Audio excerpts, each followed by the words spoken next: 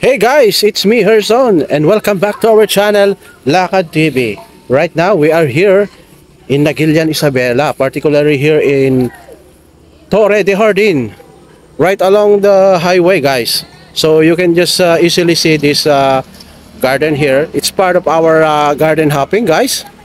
So you can compare this garden to the one that is in Reina Mercedes, the Mirake Garden guys. Wherein the main feature here is the bougainvillea plants. They have also a lot of bougainvillea plants and other plants here. And the setup is so amazing guys. It's wonderful, and they have also playing tools for playing equipments for the children. So families are welcome here, and they just gonna enjoy inside this garden here guys. So I'm gonna show you what's inside. All right guys, just stay tuned to our channel and I'm gonna show you what's inside here in this garden guys. So eto na guys.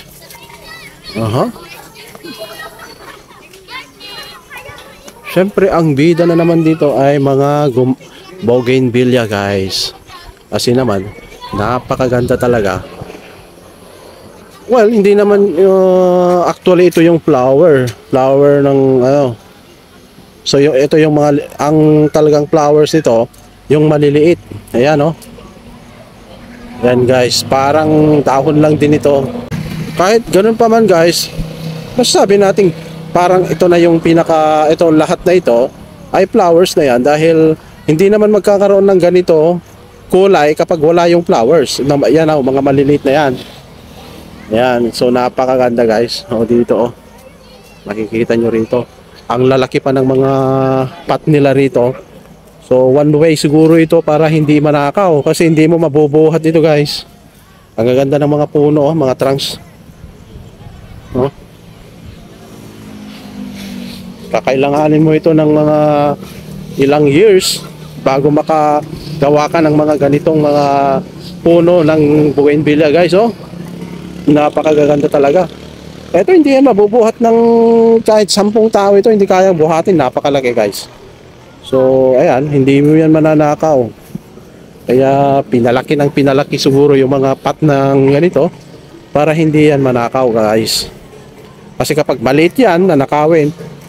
Kasi in demand itong bougainvillea kasi napaka-in demand dito sa atin, lalo na yung mga maluluwang ang mga sinasaka or mga area ng lupa na pwedeng paglagyan ng mga ganito guys, at maaari din tayo mag-set up ng ganito.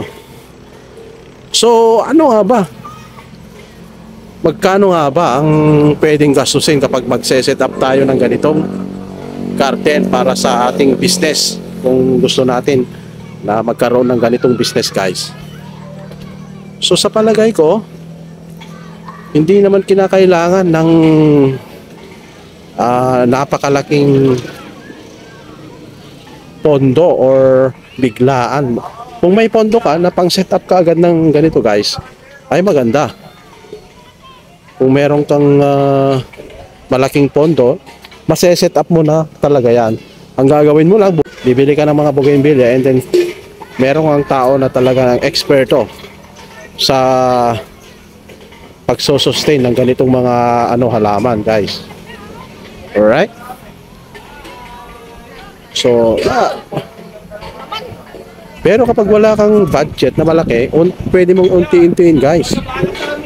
Magtatanim ka lang, nagtatanim-tanim ka lang ng mga halaman. Pero ito kailangan talaga pag ganito yung setup mo, talagang pangmalakihan na budget to mga kaibigan.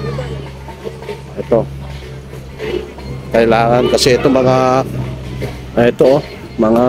metal na to, steel ginawa nila rito oh. Napakaganda. Yan. Napakaraming tao rin dito guys, dinadagsa paggabi oh. Ayan o, makikita mo rito sa loob. Ang star talaga rito, ang bida talaga rito, itong mga bougainvillea. Kasi talaga namang It added beauty dito sa loob ng garden, yung presence ng mga itong mga bougainvillea na ito, guys. May mga ride din dyan, may motorized ride dyan, mga guys, pang adult at saka pang bata, yun. Pwede kang pumunta dyan, umakyat doon para overlooking. Ayan, ma-appreciate mo siguro dito kapag early in the morning or mga 4 PM para hindi na masyadong mainit yung sikat ng araw, guys. Kasi kung pupunta ka naman na mga 9 to 10, napakainit ng panahon, guys. Lalong-lalo na yung mga mataas ang dugo, presyon ng dugo, delikado po pag pupunta tayo dito ng tanghaling tapat dahil napakainit. Yan yung pinaka-entrance nila, guys. Yan doon. Malapit sa highway na yon. Napakaganda rito. Si father-in-law, siyang nag-aasikaso kay Bunso. Ayan sila. Nagra-ride sila, guys.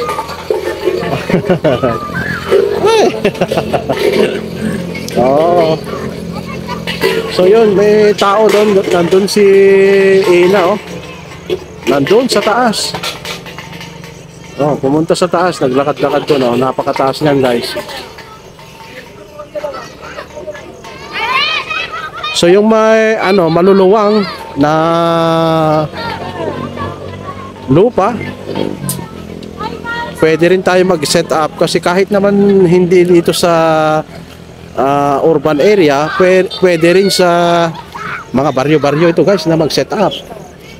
Kasi ngayong panahon na ito ay kahit na baryo, kapag ka maganda yung garden mo, dadayuhin ka talaga ng mga visitors. Ito, mga guys, talagang dadayuhin ka. Ang daming mga rito, mga para sa mga bata, and para na rin sa mga young at hearts na tinatawag, Ayan. Siguradong mag-i-enjoy ang pamilya rito, yung mga bata mismo.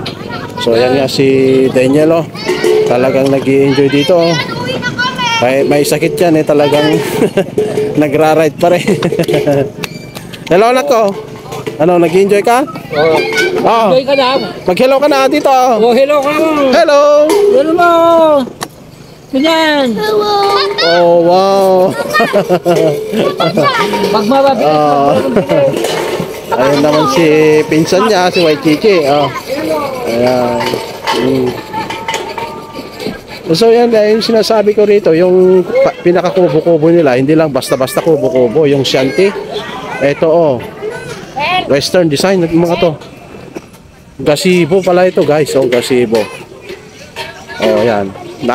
Kitang-kita naman dito, guys. Gazebo, 500 pesos. Ibig sabihin yan, pag nag-rent ka dyan o nag-stay ka dito sa loob, magbabayad ka ng 500 pesos dito sa mga gazebo na to. Ayan. Napakaraming mga gazebo dito, guys. Ayun. Nakalinya sila rito, gazebo. So, tinatawag tayo ni Mrs. Pupunta tayo sa taas, guys, para makita nyo overlooking dito sa baba. Paggabi, ma-appreciate mo kasi yung yung lightings paggabi. Kaya napakaganda rin pumunta ng gabi. Pero pag araw, mas ma-appreciate mo naman yung talagang itsura ng garden na to, guys. Napakaganda, Ito, may mga rides dito pang adults at saka ayan, yan, pang adults at saka pang pang bata. Ayan, guys, para sa mga bata yan. Nandito si Waikiki. So ito yung stair.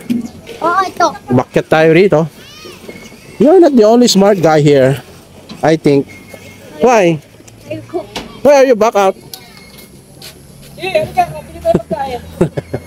Yan, So yan, guys, aakyat tayo dito. Yan. Hello. Mayat, yan ito na? Mayat na. Oh, may itong stair nila, mayroon pang lightings guys, oh. Nandun si Mrs. So ito hindi basta-bastang capital ang ipupuhunan mo rito kapag ganito yung setup mo guys.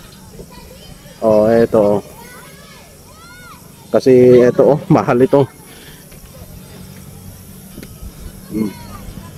Oh, yung mga gazebo nakalinya doon guys, oh, napakaganda.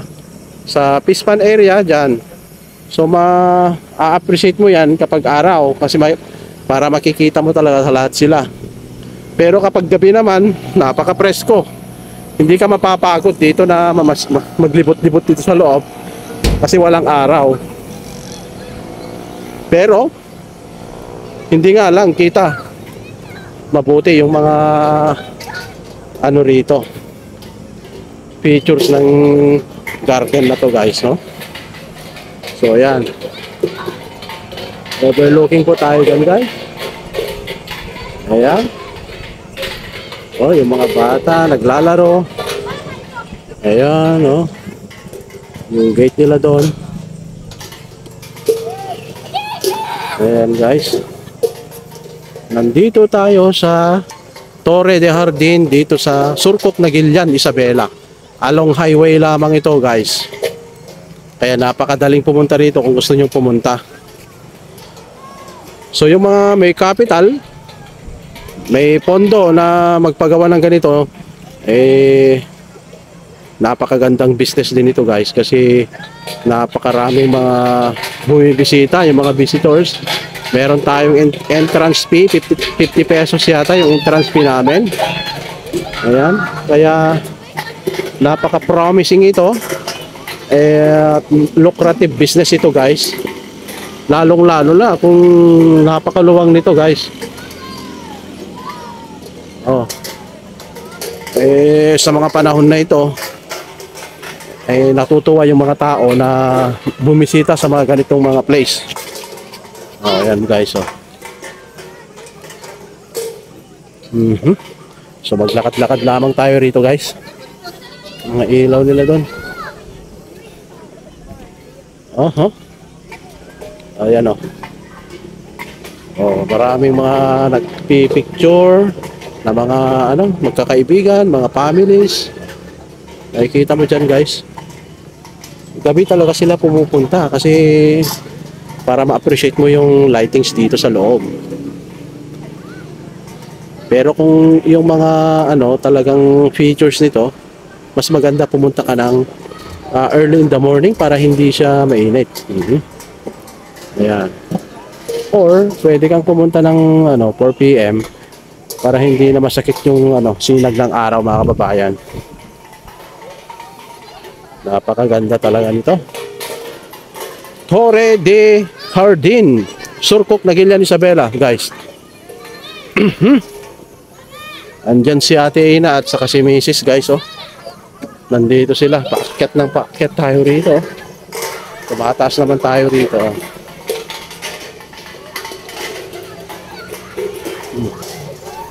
Oh, yung bag mo Ate Ina, oh. Kaninong bag to? Ina. Ayan, nagpipicture sila.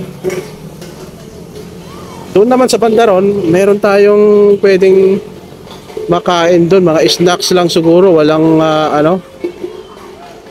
Ayan, walang nagtitinda siguro, hindi sila nagtitinda ng pang dinner or lunch, breakfast. Walang mga ganun siguro, oh guys.